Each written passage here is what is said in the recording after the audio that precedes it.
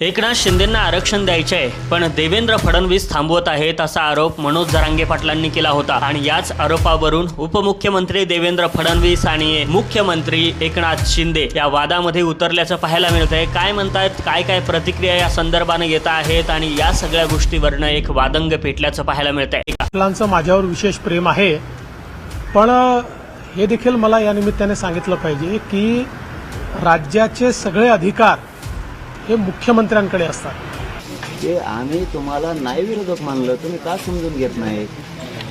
तुमच्यावरती ही वेळ का आली अशी भाषा वापरण्याची? ते शेवटी करते तुम्ही त्या राज्यात। आणि मुख्यमंत्री एकनाथराव शिंदेजींनी जर असं म्हटलं की मराठा आरक्षणाकरता कुठलाही निर्णय घ्यायचा त्यांनी प्रयत्न केला आणि तो प्रयत्न मी थांबवला, तर त्या क्षणी माझ्या पदाचाही राजीनामा देईल आणि राजकारणातून देखील निवृत्त होईल। आता पाठीमागे माध्यमांशी बोलताना मनोज जरांगे पाटलांनी एक आरोप केला की एकनाथ शिंदेंना आरक्षण द्यायचं आहे, पण देवेंद्र फडणवीस हे आरक्षण थांबवत आहेत। आणि याच मनोज जरांगे पाटलांच्या आरोपावरती देवेंद्र फडणवीस उत्तर देत आहेत की त्यांचे माझ्यावर जरा जास्तच प्रेम आहे, पण त्यांचा हा आरोप जर का मुख्यमंत्री शिंदे यांनी मान्य केला तर मी नुसतं पदच सोडणार नाही, तर राजकारणातून संन्यास घेईल, असं थेट आव्हान उपमुख्यमंत्री फडणवीस यांनी दिल्याचं पाहायला मिळतंय। देवेंद्र फडणवीस हे मुंबईत पत्रकारांशी बोलत होते। ते म्हणाले की आजपर्यंत मराठा समाजासाठी जे काही निर्णय झाले ते एकतर मी केले, नाहीतर माझ्यानंतर एकनाथ शिंदे यांनी केले। जरांगे जे आज आरोप करत आहेत त्यावर मुख्यमंत्री शिंदे चांगल्या प्रकारे उत्तर देऊ शकतील। शिंदेंनी हा आरोप मान्य केला तर त्या क्षणी मी राजीनामा देईल, तसंच राजकारणातून संन्यास सुद्धा घेईल। शिंदे यांनी जेव्हा मराठा समाजाबाबत चांगले निर्णय घेतले तेव्हा मी भक्कमपणे त्यांच्या पाठीशी उभं राहिलोय, अशा पद्धतीनं देवेंद्र फडणवीस हे मुंबईमध्ये पत्रकारांशी बोलत होते। या सगळ्या गोष्टीवरती एकनाथ शिंदे काय उत्तर देत आहेत? एकनाथ शिंदेंनी सुद्धा प्रतिक्रिया दिली आहे की मराठा आरक्षणासंदर्भात देवेंद्र फडणवीस यांना टार्गेट केलं जात आहे आणि त्या संदर्भानं फडणवीसांनी सांगितलं होतं की एकनाथ शिंदेंनी या सगळ्या गोष्टींवरती भूमिका घेतली पाहिजे। मुख्यमंत्री एकनाथ शिंदे यांनी नेमकं काय भूमिका घेतली, तर एकनाथ शिंदे म्हणतात याबाबत खुलासा करत असताना की मनोज जरांगे पाटील यांनी केलेल्या आरोपात तथ्य नसल्याचं त्यांनी म्हटलं आहे। मुंबईत पत्रकारांशी संवाद साधताना मुख्यमंत्री एकनाथ शिंदेंनी म्हटलंय की मराठा समाजाला आरक्षण देण्यासाठी मी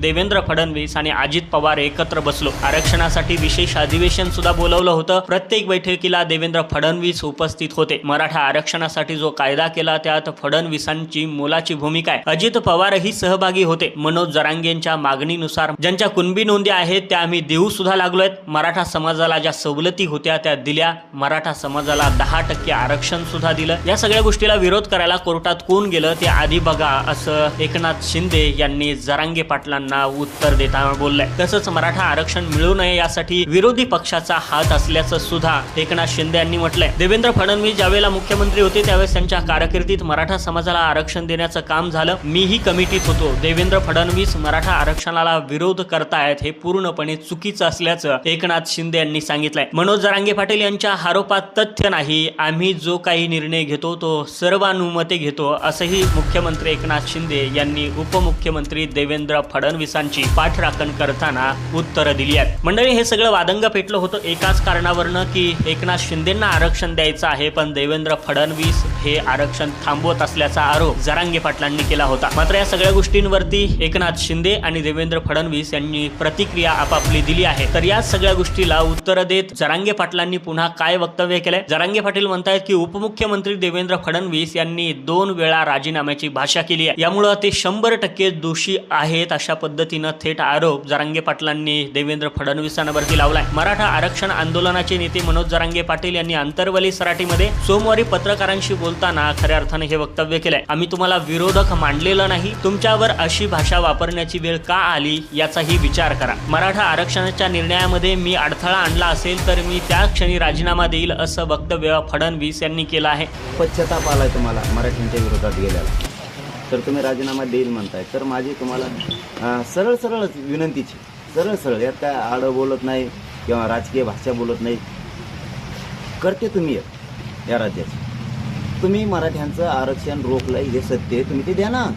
आजपर्यंत मराठा समाजाकरता जे काही निर्णय झाले ते एक तर मी केले, नाहीतर शिंदे साहेबांनी केले आणि शिंदे साहेबांच्या पाठीशी भक्कमपणे मी उभा राहिलेलो आहे। शिंदे साहेबांनी जर या ठिकाणी सांगितलं की मराठा आरक्षणाकरता त्यांना निर्णय घ्यायचा आहे आणि त्या निर्णयामध्ये मी अडथळा निर्माण केलाय, मी निर्णय होऊ दिला नाही, त्या क्षणी राजीनामा देईल आणि मी राजकारणाचा संन्यास देखील देईल. की ते म्हणाले की शेवटी करते तुम्ही आहात. तुम्ही मराठ्याचं आरक्षण रोखलं हे सत्यच आहे. सगळे सोयऱ्याची अंमलबजावणी तुम्ही रोखली. आम्ही तुम्हाला विरोधक कधीच मांडलं नाही. आंदोलन काळात ज्या केसेस झाल्या त्या मागे घेतल्या नाही. ज्या पोलीस अधिकाऱ्यांनी आमच्यावर गोळ्या झाडल्या त्यांना तुम्ही बढती दिली. मराठ्यांविषयी जातीवादाने बरबटलेले अधिकारी आणून आम्हाला मारायला लावले. तुम्ही आमच्या महिला तडीपार केल्या, अशी सुद्धा टीका जरांगे पाटलांनी या सगळ्या गोष्टींना उत्तर देताना केली. मात्र या सगळ्या गोष्टीमध्ये नाना पटोले काय म्हणतायत तर नाना पटोले यांची भूमिका आहे की जरांगे पाटलांना ते समर्थन करताना पाहायला मिळतात. जरांगे पाटील यांनी जे फडणवीसावर आरोप केले तर त्यात तथ्य आहे. तत्कालीन मुख्यमंत्री पृथ्वीराज चव्हाण यांनी मराठा समाजाला आरक्षण दिले होते तेव्हा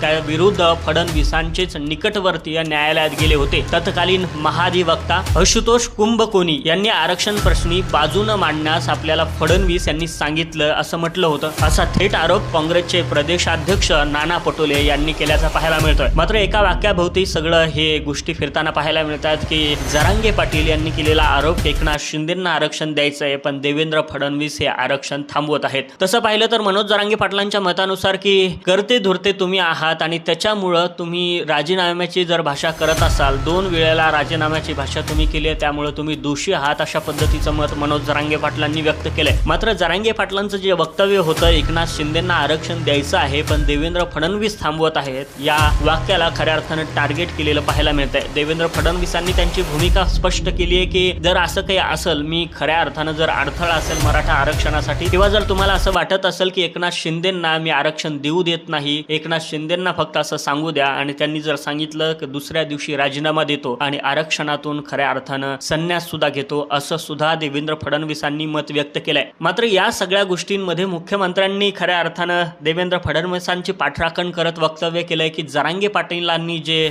आरोप केला आहे त्या आरोपामध्ये कसलंही तथ्य नाही. मराठा आरक्षणाच्या प्रश्नावरून खरं तर हा सगळा वादंग चालू असल्याचं पाहायला मिळतंय. विधानसभा तोंडावरती येऊन ठेपलेली आहे आणि याच दरम्यान जरांगे पाटील विधानसभा लढण्याच्या तयारीत सुद्धा पाहायला मिळतात. मराठा आरक्षणाचा लढा, त्यासाठी झालेली 5 उपोषणं, कितीतरी त्यासाठी झालेले दौरे आणि मराठा आरक्षणाचा लढा आता निर्णायक परिस्थितीमध्ये येऊन पोहोचल्याचं पाहायला मिळतंय. आणि अशा गोष्टींमध्ये खरं तर जरांगे पाटलांनी दिलेली डेडलाईन 29 तारखेपर्यंत या सगळ्या गोष्टीची डेडलाईन सरकारकडे आहे. मात्र तोपर्यंत निर्णय झाला नाही तर जरांगे पाटील विधानसभा लढणार आहेत. मात्र त्यापूर्वी जरांगे पाटलांनी पत्रकारांशी बोलताना असा आरोप केला होता आणि या आरोपावरून सध्या एक वादंग पेटलेलं पाहायला मिळतंय. मंडळी, तुम्हाला काय वाटतं? मनोज जरांगे पाटलांनी देवेंद्र फडणवीसांवरती केलेला आरोप की एकनाथ शिंदेंना आरक्षण द्यायचं आहे पण देवेंद्र फडणवीस थांबवत आहेत, हा आरोप खरा असेल का? त्याच्यामध्ये किती तथ्य आहे आम्हाला नक्की कमेंटमध्ये सांगायला विसरू नका. आणि मुख्यमंत्र्यांनी घेतलेली भूमिका, त्याचबरोबर देवेंद्र फडणवीस यांची जी भूमिका आहे की असं जर असेल तर मी राजकारणातून संन्यास घेईल, या संदर्भानं सुद्धा तुम्हाला काय वाटतं नक्की कमेंट करून सांगायला विसरू नका.